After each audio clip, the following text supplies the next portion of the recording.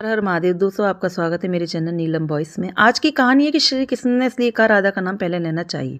आपने देखा होगा, सुना होगा कि अक्सर लोग राधा कृष्ण की बजाय राधा कृष्ण का नाम लेते हैं, यानी कृष्ण से पहले राधा का नाम लिया जाता है। इसके पीछे एक बड़ा रहस्य छुपा हुआ है, जिसका जिक्र स्वयं भगवान श्री कृष्ण ने किया है। श्री कृष्ण कहते हैं कि जो व्यक्ति राधा का नाम ही लेता है, सिर्फ कृष्ण कृष्ण डरता है, वह उसी प्रकार अपना समय नष्ट करता है जैसे कोई रेत पर बैठकर मछली पकड़ने का प्रयास करता है। श्रीमद् देवी भागवत नामक ग्रंथ में उल्लेख मिलता है कि जो भक्त राधा का नाम लेता है, भगवान श्री कृष्ण सिर्फ उसी की पुकार सुनते हैं। इसीलिए कृष्ण को पुकारना है तो राधा को पहले बुलाओ। जहाँ श्री भगवती राधा होंगी, वहाँ श्री कृष्ण खुद ही चले आएंगे। पुराणों के अनुसार भगवान कृष्ण स्वयं कहते हैं कि राधा उनकी आत्मा है, वे राधा में और राधा उनमें बसती हैं। कृष्ण को पसंद है कि लोग भले ही उनका नाम नहीं लें, लेकिन राधा का नाम जपते रहें। इस नाम को सुनकर भगवान श्री कृष्ण अति प्रसन्न हो जाते हैं। इसका उल्लेख श्री कृष्ण जी ने नारद से किया है। इस संदर्भ में कथा है कि व्यास मुनि के पुत्र सुखदेव जी तोता बनकर राधा जी के महल में रहने लगे।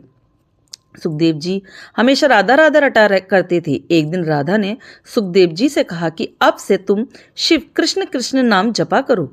सुखदेव जी ऐसा ही करने लगे। इन्हें देखकर दूसरे तोता भी कृष्ण कृष्ण बोलने लगे।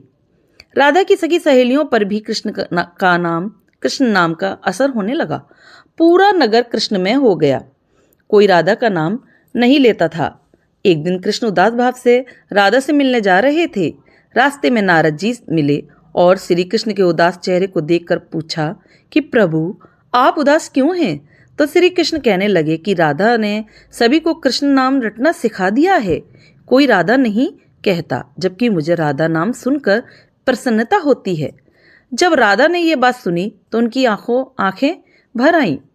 देवी राधा ने सुखदेव जी से कहा कि अब से आप राधा राधा ही जपा कीजिए। उस समय से ही राधा का नाम पहले आता है, फिर कृष्ण का। राधा कृष्ण की तरह सीता का नाम भी राम से पहले लिया जाता है। असल में राम और कृष्ण दोनों ही एक ही हैं और राधा एवं सीता भी एक हैं।